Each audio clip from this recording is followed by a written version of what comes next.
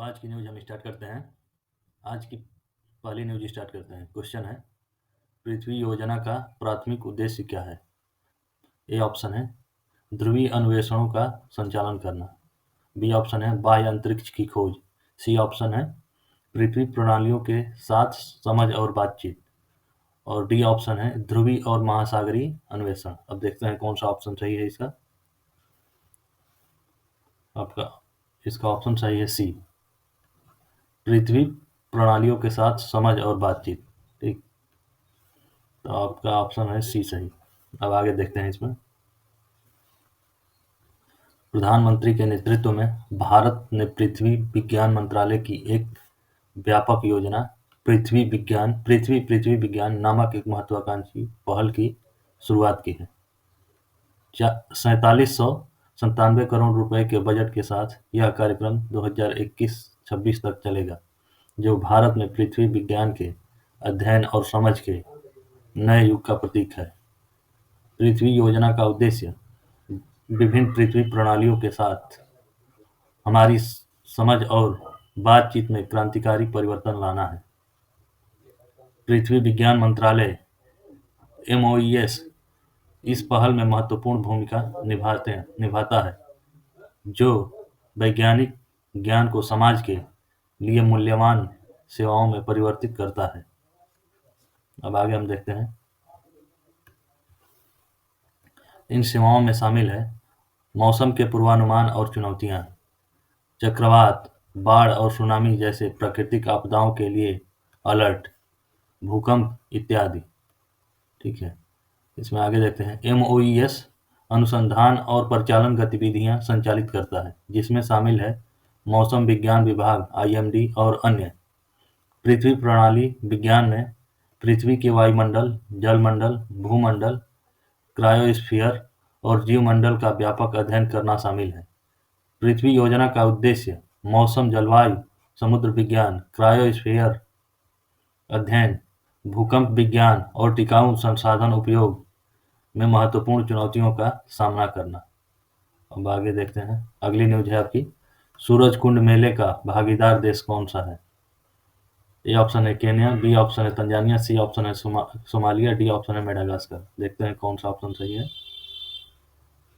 Option आपका B सही है, तंजानिया। ठीक है, तंजानिया, बी ऑप्शन सही है। अब देखते हैं इसमें आगे। फरीदाबाद के सूरजकुंड में 2 फरवरी से 18 फरवरी तक आयोजित होने वाले 37वें अंतर्राष्ट्रीय हस्तशिल्प मेले का उद्घाटन इस बार राष्ट्रपति द्रौपदी मुर्मू करेंगी।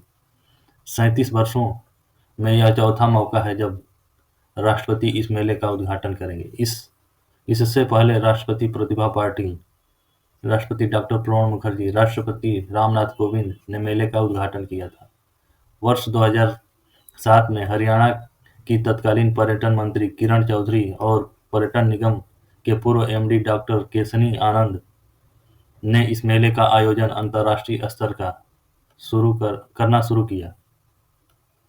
2007 में मेले में पहली बार सार्क देशों के शिल्पियों और कलाकारों को बुलाया गया, तो प्रसिद्ध मेले का उद्घाटन देश की बड़ी हस्तियों से कराना शुरू किया गया। अब अगली न्यूज हम देखते हैं। इसी में आगे, वर्ष 2013 में इस मेले को अंतर्राष्ट्रीय मेले का दर्जा मिला। मेला परिषद को गुजराती संस्कृति से सराबोर किया जा रहा है। गुजरात को दूसरी बार मेले का थीम स्टेट चुना गया है। इससे पहले गुजरात वर्ष 1997 में मेले का थीम स्टेट बना था। पहली बार मेले में सांस्कृतिक थीम भी रहेगी। पूर्वोत्तर राज्यों को सांस्कृतिक थीम स्टेट के रूप में चुना गया है। ये पूर्वोत्तर के जो राज्य हैं उनको चुना गया। अफ्रीकन देश तंजानिया मेले का भागीदार देश पहली बार बना है।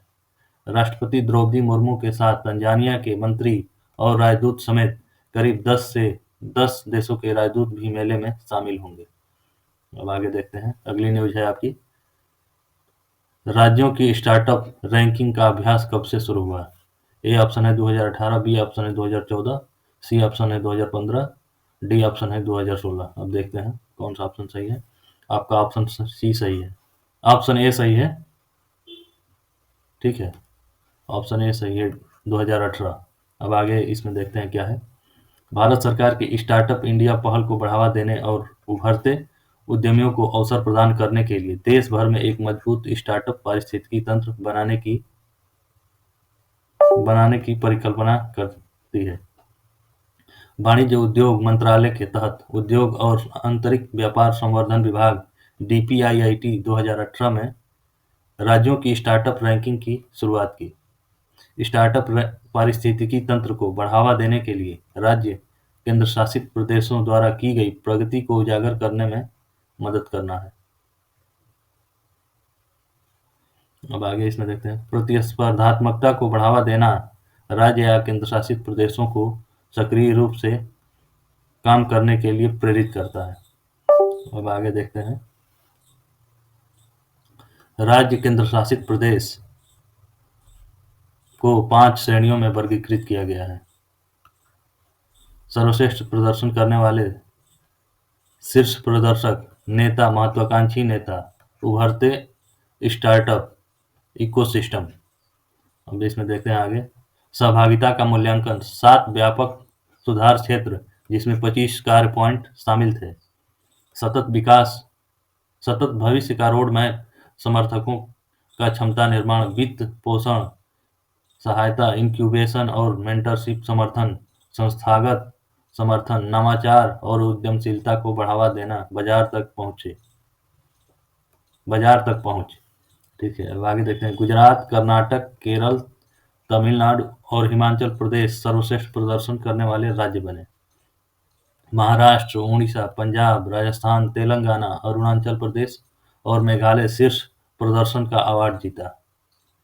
ठीक है, अब इसमें आगे देखते हैं, अगला न्यूज है, ग्लोबल रेटिंग एजेंसी फिच के अनुसार 2024 में भारतीय अर्थव्यवस्था की वृद्धि दर क्या होगी? 7%, 5.9%, 6.4%, 6.9%। आइए देखते हैं, ऑप्शन डी सही है, 6.9%। ठीक है, 6.9% की दर से आर्थिक वृद्धि होगी 2014 में भारत की। ग्लोबल रेटिंग एजेंसी फिच के अनुसार भारत की रेटिंग बरकरार रखी है। फिच का अनुमान है कि भारतीय अर्थव्यवस्था की वृद्धि साल 2024 में संतुलित रहेगी। फिच ने कहा कि भारत अगले कुछ वर्षों तक दुनिया की सबसे तेज गति से बढ़ती हुई अर्थव्यवस्था बना रहेगा। रेटिंग एजेंसी ने भारत के लिए BBB- की रेटिंग बरकरार रखी है। फिच ने भारतीय अर्थव्यवस्था के लिए वित्त वर्ष 2024 में 6.9% की दर से बढ़ने का अनुमान जताया है। भारत की long term foreign currency IDR BBB- रहेगी। साथ ही उम्मीद जताई कि कई सालों तक देश की इकोनॉमी प्रगति पर रहेगी। अब आगे देखते हैं इसी में, फिच के अनुसार वित्त वर्ष 2024 के बाद राजकोषीय पद पर काम निश्चित तथा आर्थिक विकास और समीकरण के बीच समझौता अधिक तीव्र हो सकता है। आर्थिक वृद्धि में निवेश एक अहम रोल निभाने जा रहा है। भारत में प्राइवेट इन्वेस्टमेंट धीरे धीरे बढ़ता जाएगा। घरेलू बचत का आंकड़ा कम होने की वजह से खपत में भी सुधार आएगा। फिच ने कहा कि बैंक की मजबूत स्थिति और कॉर्पोरेट बैलेंस शीट में सुधार से निवेश के लिए सकारात्मक माहौल बना रहेगा। अब आगे इसमें देखते हैं, फिच ने लेबर मार्केट को लेकर चिंता भी जताई। रेटिंग एजेंसी का कहना है कि महिलाओं की भागीदारी बढ़ाया जाना बेहद जरूरी है।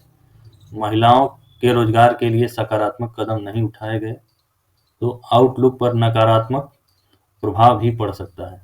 रेटिंग एजेंसी के अनुसार देश में महंगाई का आंकड़ा थमा हुआ है। हमारा अनुमान है कि महंगाई वित्त वर्ष 2024 के अंत तक घटकर 4.7% रह जाएगी। दिसंबर 2023 में 5.7% रही थी। इसके अलावा फिच ने अनुमान जताया है कि reserve bank of India policy rate में 75 बेसिस पॉइंट की कटौती कर सकती है। अगली न्यूज है, सेमीकंडक्टर चिप्स के बारे में कौन सा कथन सही है?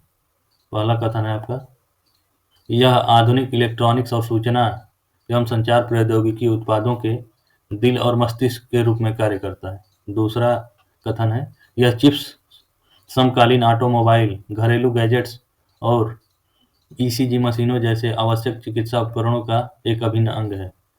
ऑप्शन ए है केवल एक, ऑप्शन बी है एक और दो दोनों, ऑप्शन सी है केवल एक, ऑप्शन डी है न तो एक और न ही दो। अब देखते हैं कौन सा ऑप्शन सही है। ऑप्शन बी सही है, एक और दो दोनों। एक और दो दोनों सही है। ठीक है, ऑप्शन बी सही है और एक और दो दोनों। अब आगे देखते हैं। अर्धचालक ऐसी सामग्री है जिसमें चालकता सुचालक और कुचालक के बीच होती है। वह शुद्ध सिलिकॉन या जर्मेनियम या गैलियम आर्सेनाइड या कैडमियम सेलेनाइड के यौगिक हो सकते हैं। यह बुनियादी निर्माण खंड जो सभी आधुनिक इलेक्ट्रॉनिक्स और सूचना एवं संचार प्रौद्योगिकी के दिल और मस्तिष्क के रूप में कार्य करते हैं। यह चिप्स समकालीन ऑटोमोबाइल, घरेलू गैजेट्स और ईसीजी मशीनों जैसे आवश्यक चिकित्सा उपकरणों का एक अभिन्न हिस्सा है। केंद्र सरकार ने दिसंबर 2021 में भारत में विभिन्न अर्धचालक वस्तुओं के निर्माण को प्रोत्साहित करने के लिए उत्पाद लिंक्ड प्रोत्साहन (पीएलआई) योजना के तहत 76,000 करोड़ रुपए की मंजूरी दी। आगे देखते हैं। इसमें सेमीकंडक्टर और डिस्प्ले आधुनिक इलेक्ट्रॉनिक्स की नींव है जो औद्योगिकरण 4.0 के तहत डिजिटल परिवर्तन के अगले चरण को चला रहे हैं। इसका उपयोग संचार, बिजली पारेषण आदि जैसे महत्वपूर्ण बुनियादी ढांचे में किया जाता है, जिनका राष्ट्रीय सुरक्षा पर प्रभाव पड़ता है। इस उद्योग में संयुक्त राज्य अमेरिका, ताइवान, दक्षिण कोरिया, जापान और नीदरलैंड का प्रभुत्व है। वर्ष 2021 से ministry of electronics and information technology ने सेमीकंडक्टर डिजाइन में कम से कम 20 घरेलू कंपनियों का पोषण अगले 5 वर्षों में 1500 करोड़ रुपए से अधिक का कारोबार हासिल करने के लिए डिजाइन लिंक्ड इंसेंटिव योजना की शुरुआत की। अब आगे देखते हैं। इसमें भारत में अर्धचालकों का उपयोग वर्ष 2026 तक $80 मिलियन और वर्ष 2030 तक $110 बिलियन को पार करने की उम्मीद है। चिप के 3 घटक होते हैं: हार्डवेयर, कच्चा माल, डिजाइन और फैब्रिकेशन। तो आज की न्यूज़ हम यहीं समाप्त करते हैं।